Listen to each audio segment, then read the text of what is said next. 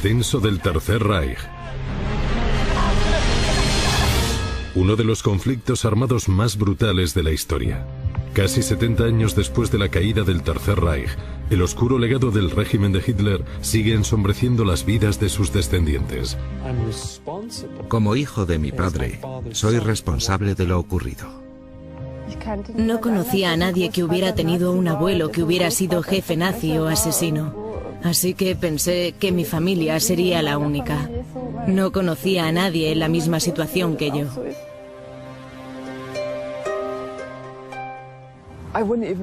Antes me negaba a admitir ante nadie y ante mí misma que me sintiera culpable, ya que la culpabilidad no tenía sentido, puesto que yo no había hecho nada. Altausi, en Austria, considerado el nido de los nazis. Su apacible paisaje oculta un pasado sombrío. Hoy se ha convertido en la sede del diálogo y la reconciliación entre los descendientes de los nazis y los supervivientes del Holocausto. Aquella afirmación tan radical de mi antepasado hizo que renunciara a tener descendencia. Tal vez dentro de mí existiera un elemento de miedo. Atraer al mundo a alguien que hubiera heredado esa faceta monstruosa. Los fantasmas del Tercer Reich. Tras la caída del Tercer Reich, los asesinos nazis y sus familias intentaron alejarse de su cruel pasado, llevando vidas que les dieran la apariencia de familias normales, pero la dura verdad les aguardaba. Todas las navidades mi padre se ponía al lado del árbol y cantaba villancicos vestido con su mejor traje y con su cruz de hierro colgándole del cuello. Mi madre tenía un negocio de costura en una de las grandes habitaciones de nuestro piso. Con nosotros vivía otra familia. La mujer era como nuestra ama de llaves. Y yo también la llamaba mamá. Por tanto, me crié con mucho amor y amores distintos. De hecho, me sentía afortunada por haberme criado en aquella familia. Me sentía una persona positiva y creía que todo era posible.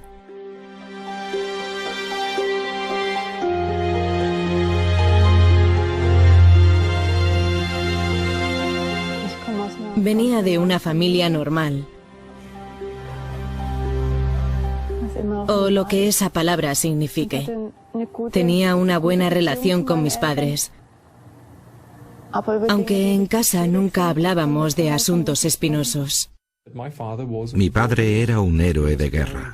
Llevaba su cruz de hierro que le entregaron por sus hazañas. Para un comandante de tanques de unos 25 años, era una de las condecoraciones más altas que podía recibir.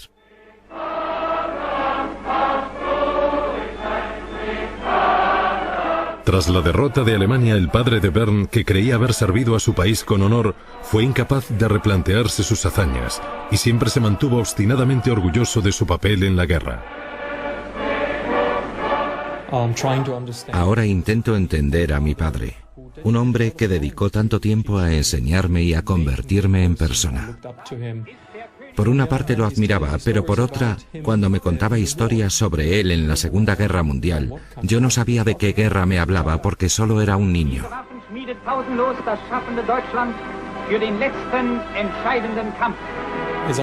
Según recuerdo, siempre me dijo que la guerra había sido la mejor época de su vida y que estaba muy orgulloso de sus hazañas.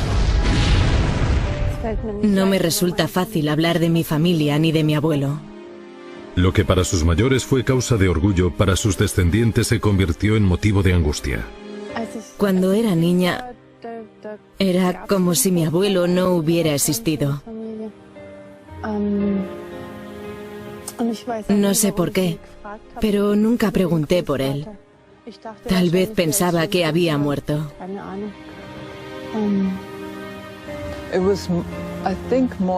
Creo que fue en plena adolescencia cuando comencé a darme cuenta de lo que pasaba. Comencé a indagar y entonces surgió el Holocausto. Era algo velado, algo que todo el mundo conocía, pero de lo que nadie hablaba. Totschweigen, un vocablo alemán que significa guardar en secreto o literalmente que el silencio haga desaparecer la muerte. La lenta toma de conciencia de lo que ocurrió de verdad modeló mi vida desde entonces.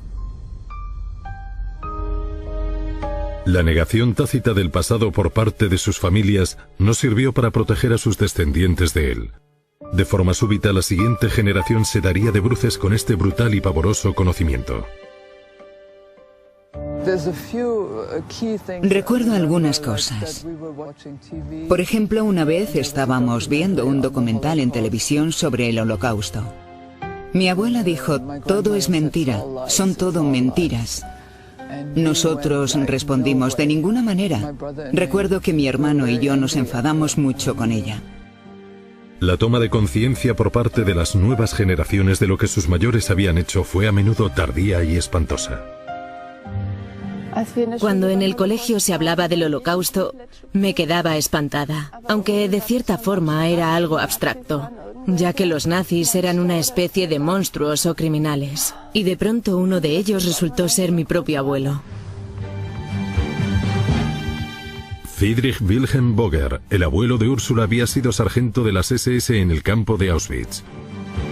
Él inventó el columpio Boger, consistente en un cadalso del que la víctima pendía atada de pies y manos. A continuación, era azotada a veces hasta morir. Boger, el arquitecto de este sádico instrumento de tortura, describió así su cruel propósito: ayudamos a los que están demasiado cansados para seguir viviendo. No conocía a nadie que hubiera tenido un abuelo que hubiera sido jefe nazi o asesino. Así que pensé que mi familia sería la única. No conocía a nadie en la misma situación que yo. Estaba totalmente sola. Y por la noche sufría pesadillas terribles. Me avergonzaba enfrentarme al hecho de que mi padre no fuera un héroe. Sí, él había sido un héroe y le habían dado una cruz de hierro, que a lo largo del tiempo llegué a odiar, porque para mí era la encarnación del mal. Arthur Bolslager, el padre de Bern, había sido amigo de Heinrich Himmler, el jefe de las SS y comandante en jefe de la policía alemana. Era el perfecto oficial alemán y lucía una cruz de hierro impuesta por Hitler en persona por su valentía durante la conquista de la localidad rusa de Orel. Fue uno de los comandantes más jóvenes del ejército alemán y participó en algunas de las batallas más importantes de la Segunda Guerra Mundial.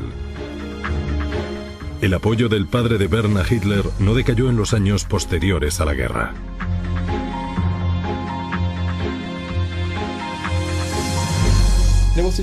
Sufría un conflicto porque mi padre, que me había dado la vida y tenía que haberme inculcado ciertos valores, era el padre al que yo odiaba. Mi abuela era muy engreída y se creía superior al resto. Por eso yo siempre sentía antipatía hacia ella. No era necesariamente por Hermann Göring, sino porque para mí ella representaba a la familia. Descender de Hermann Göring significa pertenecer a una de las familias más influyentes del Tercer Reich.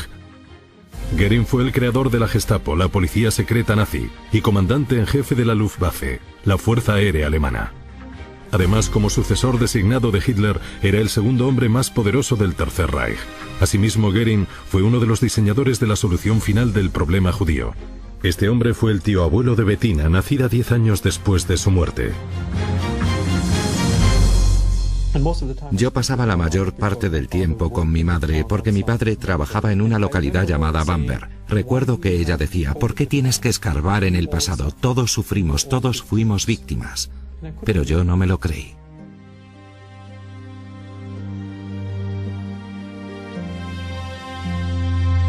Tras la guerra, el pueblo alemán sufrió la destrucción, la confusión y la escasez de alimentos.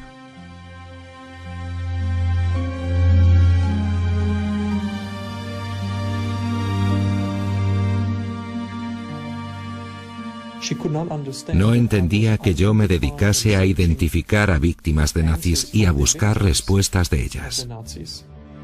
Campo de concentración de Auschwitz, Polonia. Pero para Bern, el sufrimiento de la población alemana tras la guerra no podía compararse con las crueldades perpetradas por el régimen nazi.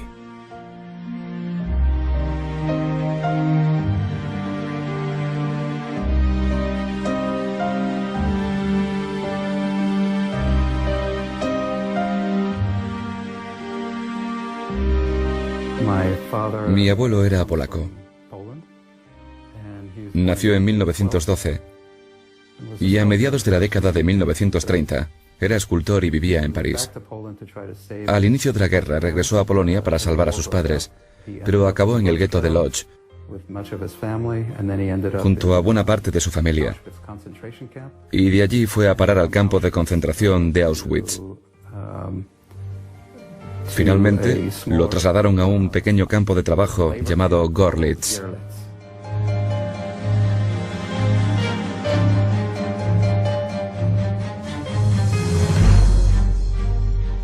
Muchos miembros de su familia murieron asesinados, pero él sobrevivió. Cuando acabó la guerra, el padre y los hermanos de Samson se reencontraron en un campo para desplazados de Alemania. Esta foto de familia se tomó allí en 1946. Greta, la madre de Samson, padeció un sufrimiento indescriptible. Su supervivencia fue algo milagroso y heroico. Mi madre también fue a Auschwitz. Desde allí la trasladaron a un subcampo del complejo de Gross-Rosen y después a Bergen-Belsen. Pasó alrededor de 2 años en distintos campos de concentración. Su experiencia fue muy dura y se convirtió en lo que denominaban Muselmann, un muerto viviente.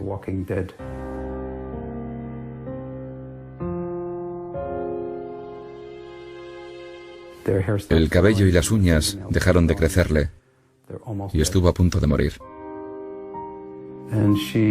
Contrajo el tifus y cuando quedó inconsciente en Bergen-Belsen, la arrojaron a una pila de cadáveres, donde estuvo hasta que la guerra terminó y llegaron los británicos.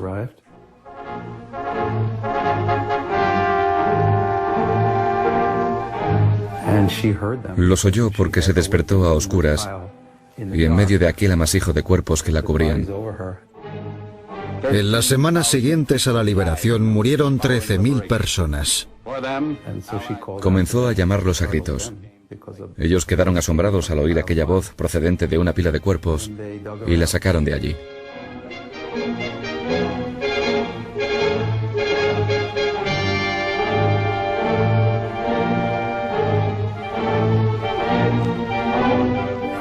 Sus padres y varios miembros más de su familia fueron asesinados. Greta había quedado huérfana. En 1947 emigró a los Estados Unidos, donde conoció al padre de Samson.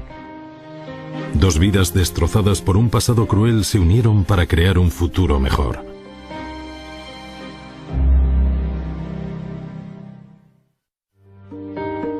Destrucción, vidas rotas, vínculos familiares rotos. Este es el legado del Tercer Reich.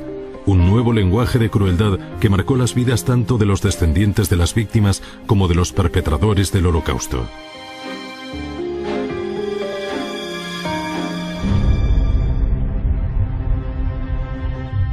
Mientras los perpetradores se envolvieron en el silencio y la negación, sus descendientes sufrieron al tener conocimiento de estas oscuras verdades y terminaron asumiendo la culpa, la vergüenza y el dolor por hechos que ellos nunca cometieron. La culpa que sufrí por el asunto de mi tío abuelo fue como contemplar la oscuridad más absoluta que pueda haber. ¿Está diciendo que ni Hitler ni usted conocían la política de exterminio de judíos? Ya he dicho que nunca tuve ni siquiera un conocimiento aproximado de la magnitud de aquellos hechos. Desconocía la magnitud, pero sí sabía que había una política encaminada a la liquidación de los judíos.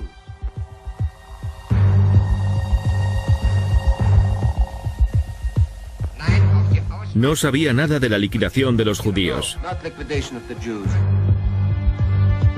En este documento, fechado el 31 de julio de 1941, se constata que Göring autorizó por escrito al director de la Oficina Central de Seguridad del Reich a llevar a cabo todos los preparativos necesarios para la solución final del problema judío, el genocidio sistemático de 6 millones de judíos europeos.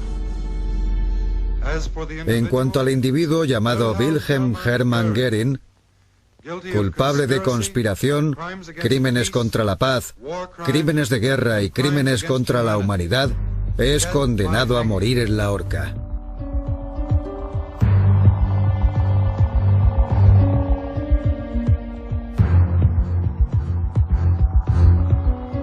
Hermann Göring fue una figura clave del Tercer Reich.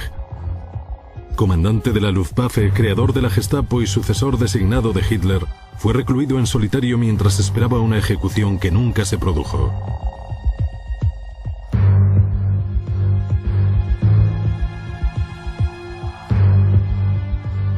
Göring se suicidó ingiriendo una cápsula de cianuro de potasio que alguien le entregó la noche anterior a su ejecución. Se dice que, creyéndose un mártir, le advirtió a su carcelero: «No olvides que mi nombre quedará en la historia». Tras una experiencia tan catastrófica, la primera generación es incapaz de lidiar con ella, pero la transmite de forma inconsciente a la siguiente, que a su vez la transmite a la tercera y esta a la cuarta. Puede transmitirse a muchas generaciones de nietos y bisnietos que, aunque sean inocentes, cargan con la culpa y con la vergüenza porque forman parte de esa familia y tienen que lidiar con ellas. Mi padre fue un padre severo. Nunca pude llamarlo papá, ni podía abrazarlo ni besarlo. Me dijo que tenía que ser un alemán y por tanto no podía expresar emociones ni llorar delante de él, porque aquello era causa de castigo. Tenía que ser duro, tenía que ser mejor, tenía que ser un triunfador. Yo llamaba a aquello amor severo, porque sabía que en el fondo de su corazón mi padre me quería, aunque nunca lo demostró, y a mí tampoco me permitió demostrar mi amor por él. Lo que el padre de Bern esperaba de su hijo era lo mismo que el régimen nazi había esperado de él. El programa nazi se manifestaba en todos los aspectos de la educación alemana.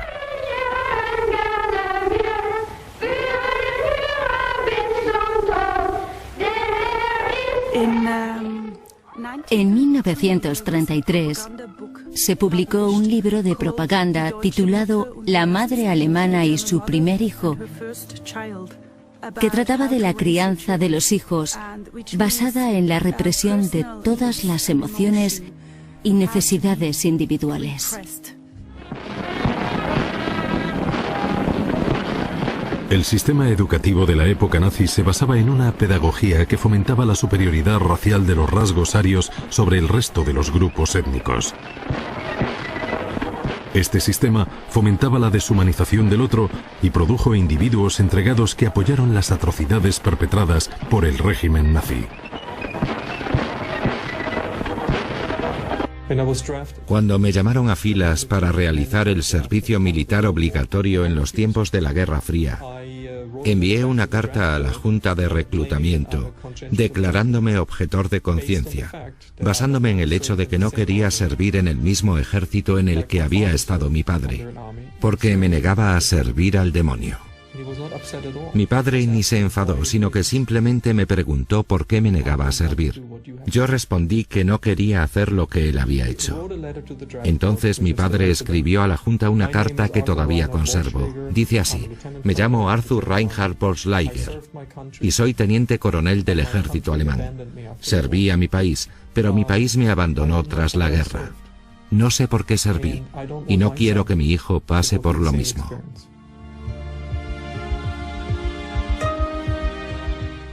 A menudo pienso en la despedida y en la posibilidad de volver a vincularme a mi padre de alguna forma posible. Físicamente no puedo porque está muerto, Así que estamos literalmente separados. Además, antes de eso yo abandoné su casa y rompí con él. Emigré a Israel. Es decir, que tras un largo proceso, su único hijo se convirtió en judío. Justo después de mi conversión emigré a Israel y rompí todos los lazos con mi familia. Nunca volvimos a hablarnos. El descendiente de un linaje de orgullosos oficiales alemanes, el hijo de un nazi convencido, se negó a servir en el ejército alemán. Se convirtió al judaísmo y emigró a Israel, donde sirvió 2 años en su ejército como oficial médico con rango de capitán.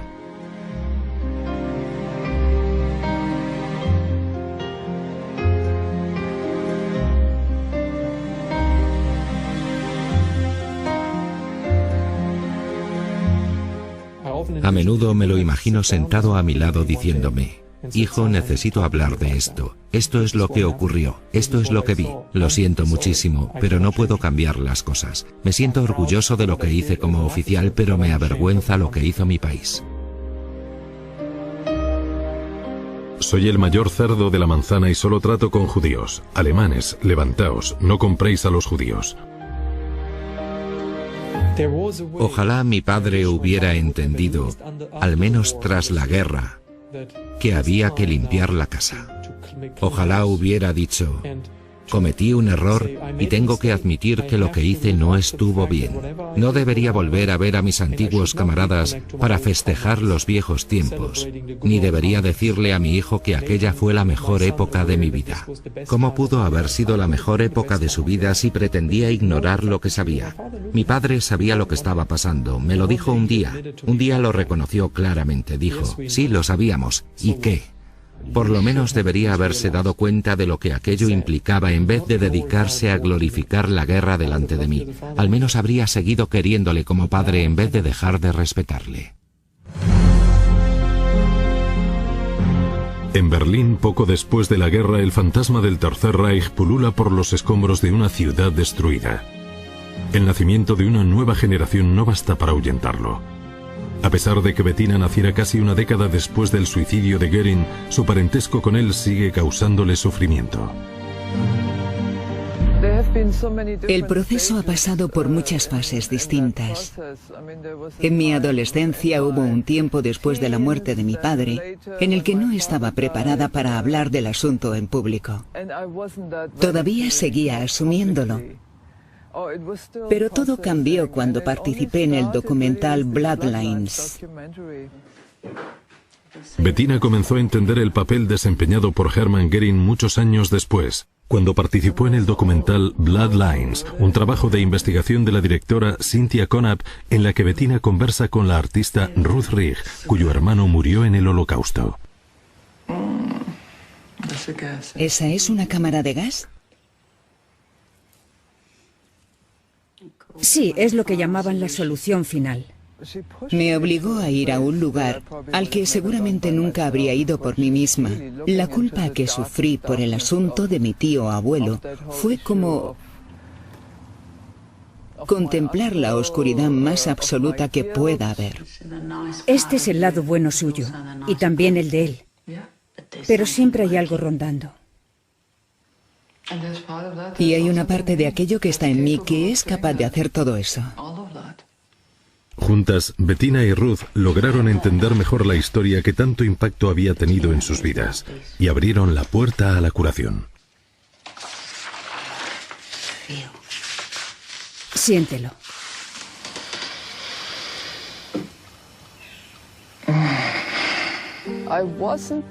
Hasta que hicimos el documental, no tenía muy claro su grado de participación en el Holocausto. Sabía que había estado involucrado, pero en realidad su participación fue más directa de lo que yo pensaba.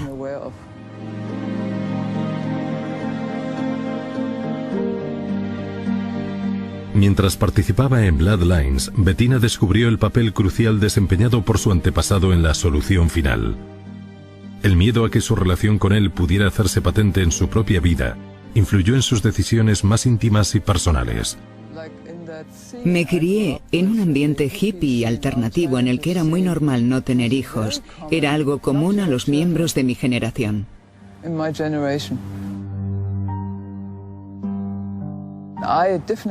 Sin duda, tener hijos me resultaba muy problemático.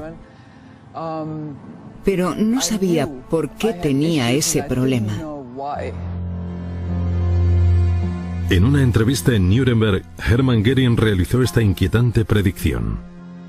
Siempre me ha interesado el historial de las familias.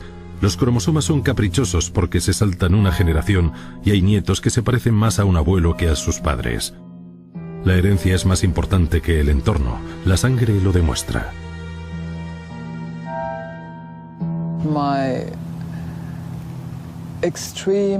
Aquella afirmación tan radical de mi antepasado hizo que renunciara a tener descendencia.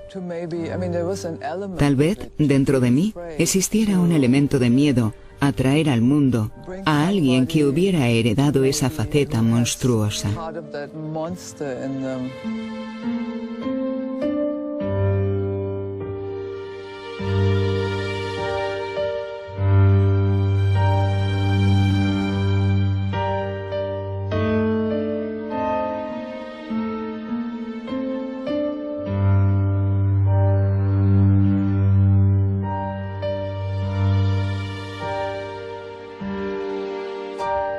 Todavía hay muchos fantasmas a mi alrededor. Ursula Boger ha cargado con la deshonra de su pasado familiar y continúa sufriendo pesadillas al enfrentarse a sus fantasmas. Cuando tenía 13 o 14 años, una profesora nos habló del Holocausto. Nos contó que su abuelo había muerto en el Holocausto, y aquello me conmovió profundamente. Cuando regresé a casa, le conté todo a mi madre.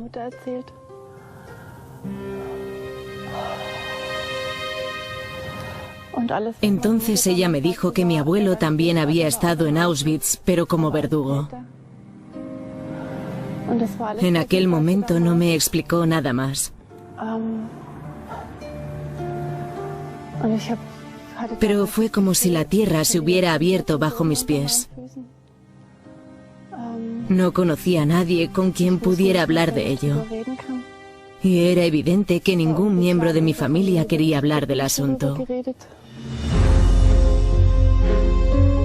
Wilhelm Boger, el abuelo de Úrsula, principal implicado en los crímenes cometidos en Auschwitz, prosiguió viviendo y trabajando impunemente.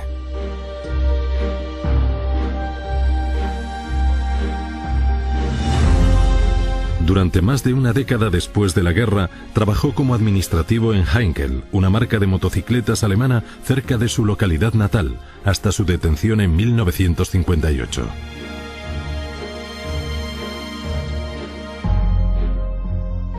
Esto ocurrió antes del nacimiento de Úrsula, que no descubrió la verdad hasta mediados de la década de 1990.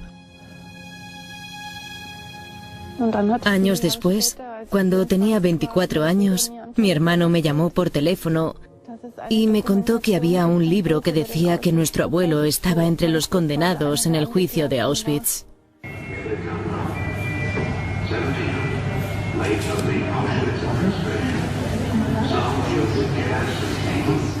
En 1963, el juicio de Frankfurt-Auschwitz llevó ante la justicia a los criminales del campo de concentración, y entre ellos estuvo Wilhelm Boger. En la sala, Boger se mostró impertinente y resentido, incluso en sus últimos momentos de libertad.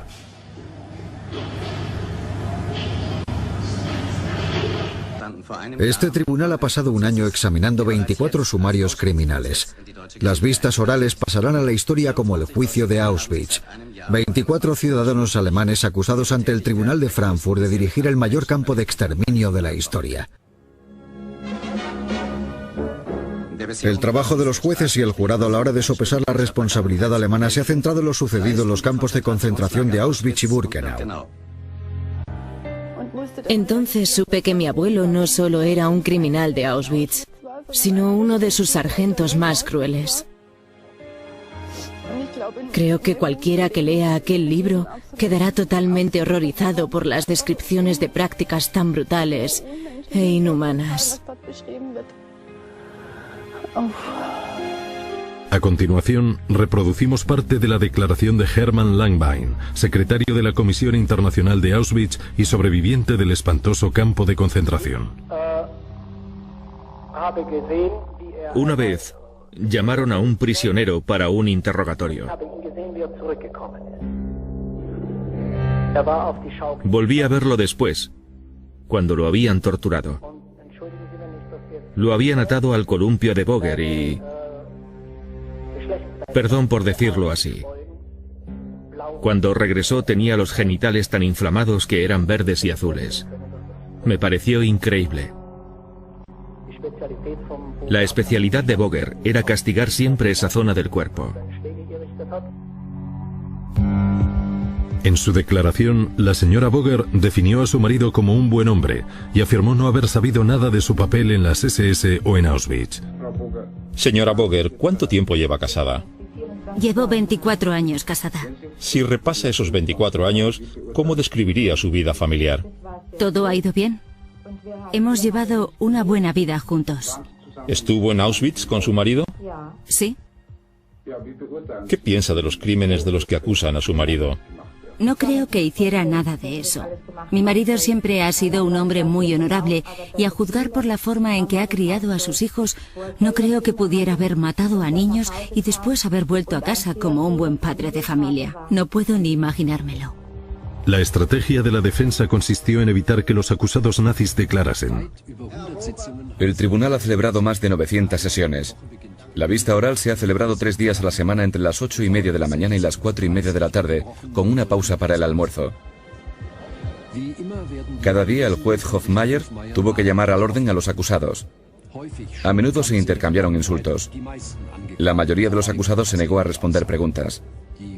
La lealtad a la SS se mantuvo durante todo el juicio, y los acusados se negaron a implicar a los demás. Su mejor estrategia fue negarse a declarar. Boger nunca admitió su responsabilidad personal. En vez de eso alegó que obedecía órdenes. En 1965, 20 años después del fin de la guerra, fue condenado a cadena perpetua y murió en 1977, cuando Úrsula tenía 7 años. A pesar de no haber conocido nunca a su abuelo, Úrsula sobrelleva el peso del legado de su abuelo con dolor y confusión. A menudo le cuesta hablar de ello debido a lo abrumada que se siente por la gravedad de sus crímenes.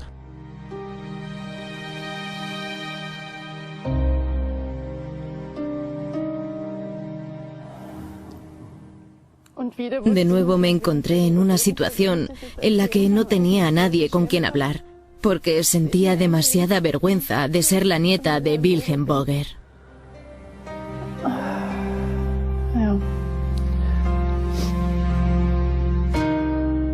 En 1992, el psicólogo Dan Baron, nacido y criado en Israel e hijo de refugiados alemanes del Holocausto, organizó el que se convertiría en el primer encuentro de hijos de supervivientes de los campos de concentración con los hijos de sus verdugos nazis.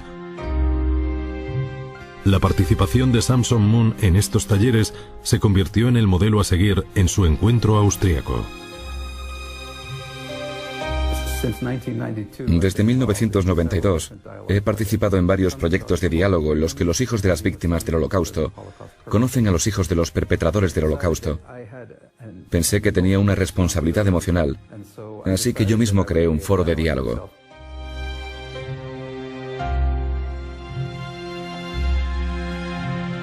Altausi es un destino de reconciliación para que tanto descendientes de nazis como de supervivientes del Holocausto se reúnan en el encuentro austríaco.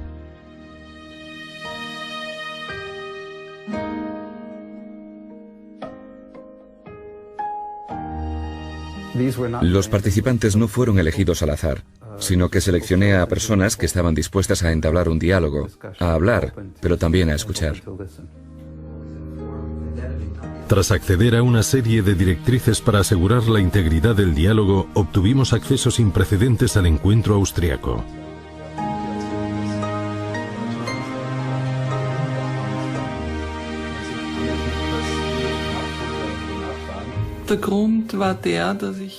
El motivo de mi participación es que hace 10 años me pregunté, si mi padre fue un asesino nazi, ¿Cómo sobrevivió a la Segunda Guerra Mundial?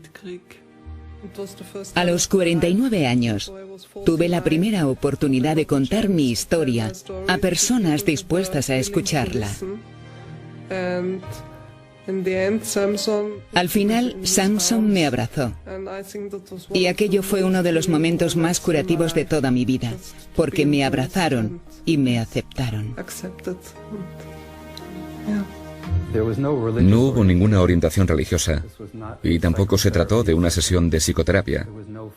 No hubo que pagar y tampoco hubo sesgo histórico. Las únicas normas eran que todos los participantes tenían que estar de acuerdo en la existencia del Holocausto.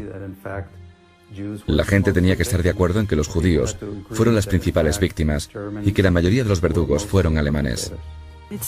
No son culpables, pero tienen la responsabilidad de recordar la historia y hablar de hechos del pasado suprimidos. Para que un diálogo sea realmente genuino, lo mejor es que no haya puntos del día. Los puntos del día son las propias vidas de los participantes.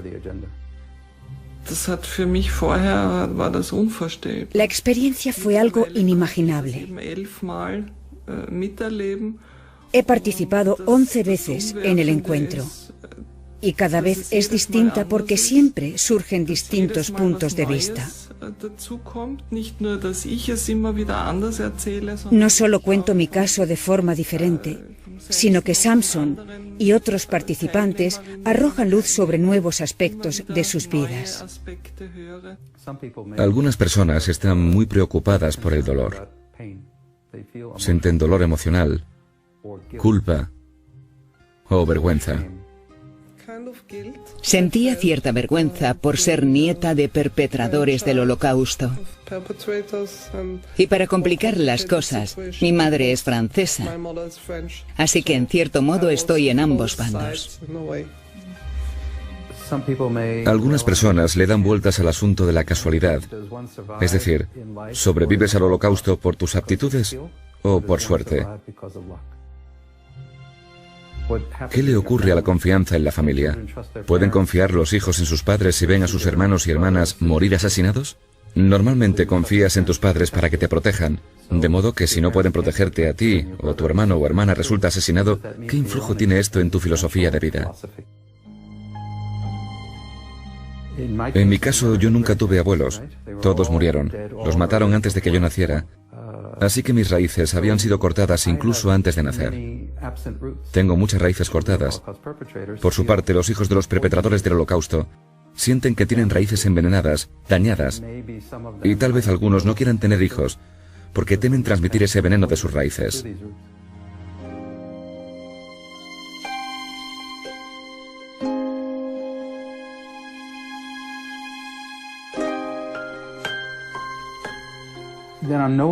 Yo no estoy interesado en que alguien sea judío o no, alemán o no, o miembro de algún grupo. No estoy interesado en los beneficios tribales de alinearme con los judíos. Estoy más interesado en alinearme con la humanidad. Todos tenemos la responsabilidad de dar un paso adelante. Tras una catástrofe tan enorme, las reacciones pueden ser abrumadoras, tanto que pueden cambiar el rumbo de una vida. Bernd se convirtió al judaísmo, Bettina se esterilizó, Úrsula pugna cada día contra sus sentimientos de culpa, pero la esperanza acude en ayuda de los distintos descendientes en forma de diálogo. A través de foros como el Encuentro Austriaco, ambos grupos se encuentran, intercambian ideas y se marchan renovados. Auschwitz, Polonia. La marcha de los vivos recorre el camino que siguieron los judíos que perecieron en el campo. Para aquellos cuyos antepasados fueron los perpetradores, el suelo bajo sus pies posee una poderosa fuerza de gravedad que les obliga a mirar de frente a una verdad cegadora. Esta es la primera vez que estoy en Auschwitz. Para mí estar aquí significa encarar la destrucción, la realidad de los asesinatos en masa. Se siente la presencia de la muerte, algo que yo, como miembro del pueblo alemán, de ese pueblo que fue capaz de hacerle esto a otro, y como hijo de un responsable directo de aquello, encuentro difícil de digerir.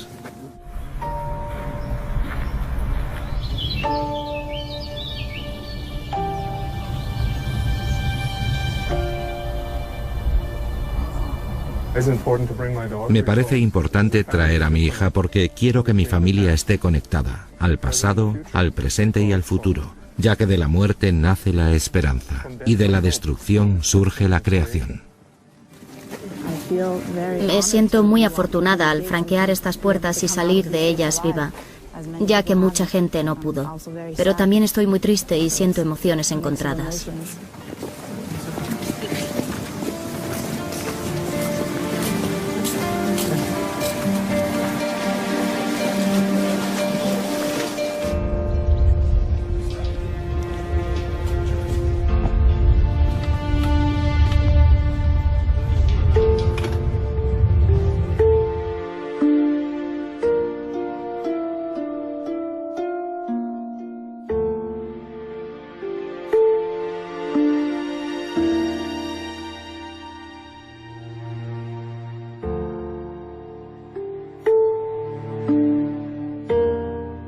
Aquí, en el lugar que rememora la crueldad y las atrocidades del régimen nazi, reinan el silencio y la quietud.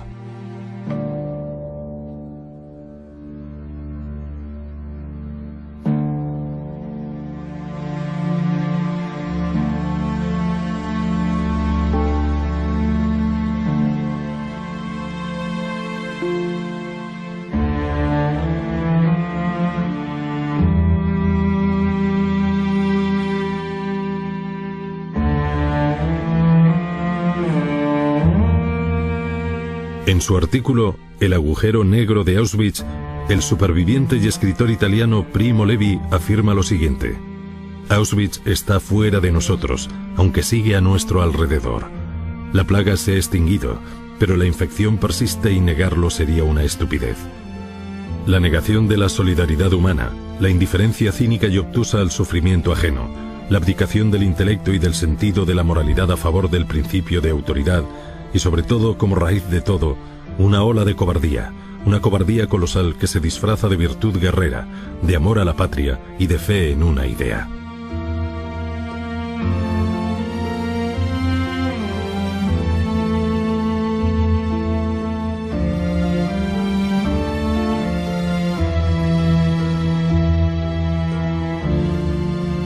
No podemos desescribir el pasado, pero a través del diálogo y de su compromiso público con esta dolorosa historia, los participantes esperan crear un nuevo marco narrativo. Por este motivo, en 2010, Úrsula y Bettina participaron en Reparar el Futuro, una reunión de generaciones en Weimar. En mi pasado familiar hubo nazis y antinazis. Y eso es algo con lo que tendré que lidiar toda mi vida por elección personal. Creo que para muchos alemanes enfrentarse a esa situación sería muy curativo y debemos animarles a que lo hagan.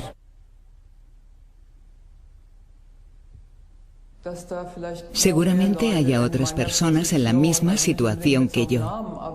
Aunque no tengan un nombre tan conocido como el mío, en todas las familias hay alguna persona que estuvo implicada. Se trata de nuestra familia que también nos quiso. Por una parte tenemos el amor y simultáneamente en la otra está la muerte.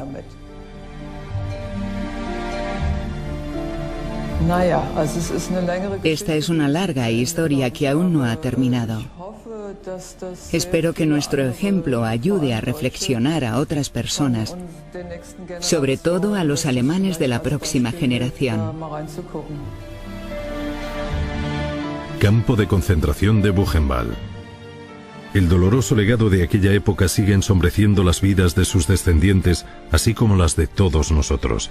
A la hora de enfrentarse a esa oscuridad, el primer impulso es apartar la vista. Pero solo si forzamos nuestra mirada y somos capaces de coexistir con esta terrible verdad, podremos avanzar.